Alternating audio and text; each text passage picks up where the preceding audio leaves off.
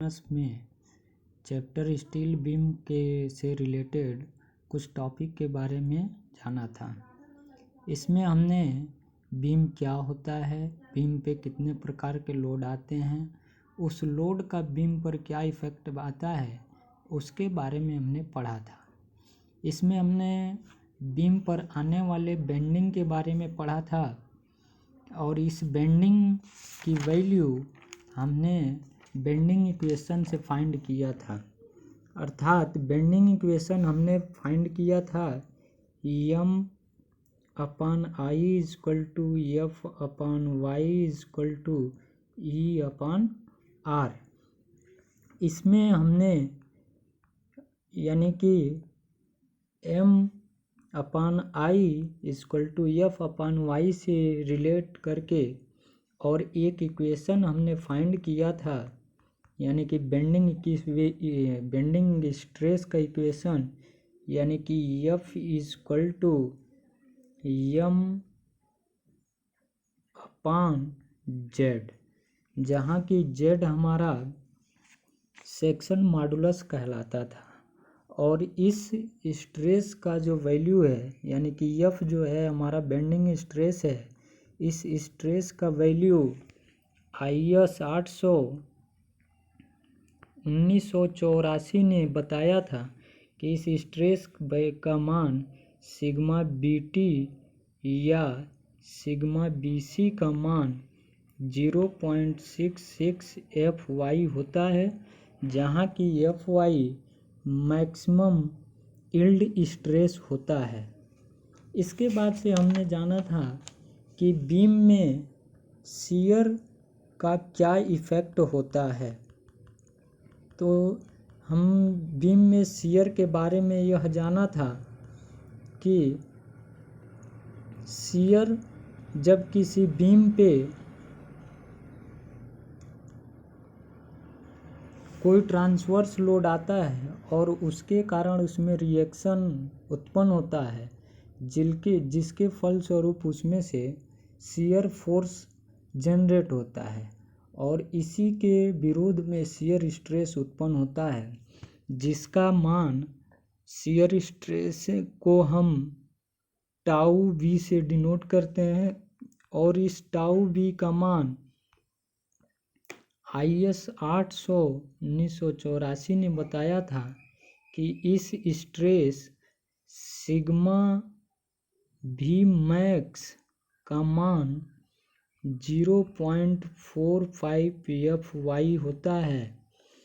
और इसका average value के बारे में हम जानते हैं आज कि इसके एवरेज वैल्यू का मान कितना होता है। तो आज हम बात करेंगे कि इस शियर स्ट्रेस के एवरेज वैल्यू का मान कितना होता है।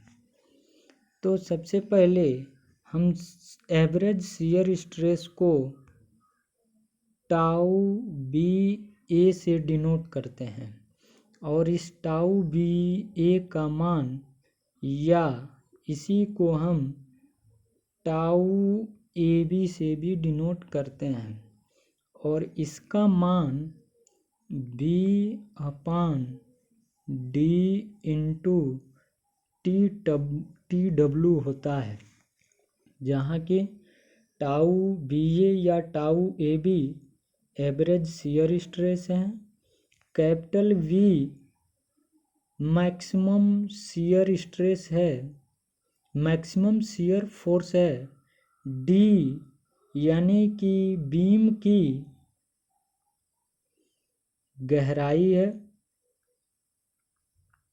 बीम की गहराई है, और टी डब्ल्यू वेब का मोटाई है। इसके बाद जो अगला टॉपिक है हमारा वो है डिफ्लेक्शन इन बीम, यानी कि जब बीम पर कोई भी ट्रांसवर्स लोड आता है तो उस बीम का क्षैतिज से जो झुकाव होता है वही उसका डिफ्लेक्शन कहलाता है। और इस डिफ्लेक्शन का मान IS इस डिफ्लेक्शन का वैल्यू IS 800 1984 ने बताया था कि डिफ्लेक्शन डेल का मान स्पान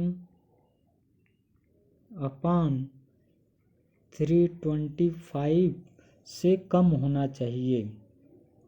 इसके अतिरिक्त हम इस डिफ्लेक्शन का मान कैलकुलेशन के द्वारा निकालते हैं और हमने स्लोप एंड डिफ्लेक्शन में स्लोप एंड डिफ्लेक्शन वाले चैप्टर में पढ़ा था कि जब सिंपली सपोर्टेड बीम हो और उस पर यूडीएल कार्य करता है तो इस डिफ्लेक्शन का मान अलग अलग स्थितियों में अलग अलग होता है।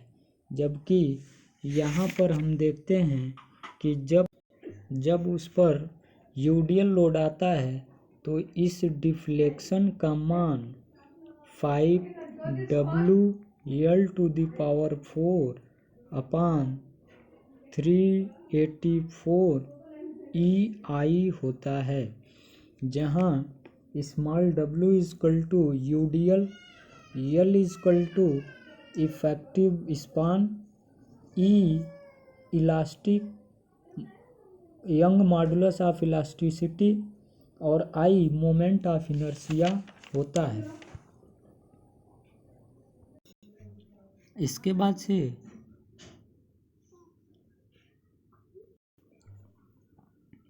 बाद से जो अगला टॉपिक है वो है वेव क्रिपलिंग, यानी कि जब किसी बीम पर कोई पॉइंट लोड लगा, जैसे कि एक बीम का ये क्रॉस सेक्शन दिखाया गया है। अगर इस बीम पर कोई पॉइंट लोड आता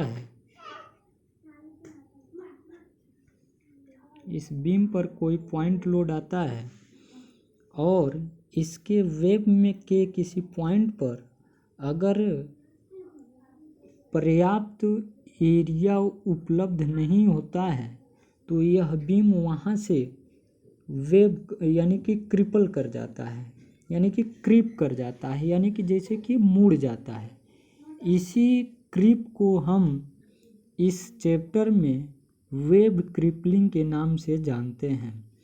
और इस वेव क्रिपलिंग का मान जो बताया गया है वो IS 800 1984 के अनुसार इस वेव क्रिपलिंग का मान X अपान H2 = cot 30 डिग्री बताया गया है। यानी कि इसे हमें केवल इस बीम वाले चैप्टर में केवल इस वेव क्रिपलिंग को चेक करना रहता है, बाकी और कोई काम नहीं होता है। फिर अगला जो हमारा टॉपिक है वो है वेव बकलिंग, यानी कि इसी प्रकार जब बीम के किसी बिंदु पर किसी बिंदु पर कोई कंसंट्रेट लोड कार्य करता है और नीचे से इसके रिएक्शन इस फोर्स के कारण क्या होता है कि जो भी फोर्स होता है वह इसके वेव के द्वारा बियर किया जाता है। और जब यह वेव पर्याप्त लोड को बियर नहीं कर पाता है तो यह वेव क्या होता है, बकल कर जाता है। अर्थात मान लेते हैं कि कोई आई सेक्शन है, इस पर कोई लोड आ रहा है, पॉइंट लोड, जिसके कारण इसमें रिएक्शन नीचे से उत्पन्न हो रही है, ऊपर से पॉइंट लोड आ रहा है। ये दोनों लोड इस वेव के द्वारा बियर किया जाएगा। जब इस पर भार वहन क्षमता इसके स्ट्रेंथ से अधिक होगी तो यह इसका वेव बकल करेगा इस तरीके से। इसी बकलिंग को हम कहते हैं वेव बकलिंग। तो इस तरीके से इस चैप्टर में हमें मेनली इन सारी चीज़ों के बारे में देखना है और यही 5 चीज़ें हमें न्यूमेरिकल में भी चेक करने होते हैं। यानी कि बीम में बेंडिंग स्ट्रेस का मान क्या है, वह क्या IS कोड के द्वारा प्रोवाइड किए गए स्ट्रेस से अधिक तो नहीं हो रहा है। उसी तरह से इस शियर का मान जो मैक्सिमम शियर स्ट्रेस से अधिक तो नहीं हो रहा है। उसी तरह से इस डिफ्लेक्शन का मान जो आपका मैक्सिमम डिफ्लेक्शन IS कोड ने बताया उससे अधिक तो नहीं हो रहा है। इसी की गणनाएं हम करते हैं और इसके लिए हम देखते हैं कि हम इसके न्यूमेरिकल पार्ट को कैसे सॉल्व करते हैं। तो अगला जो हम इसको समझाते हैं एक क्वेश्चन के माध्यम से।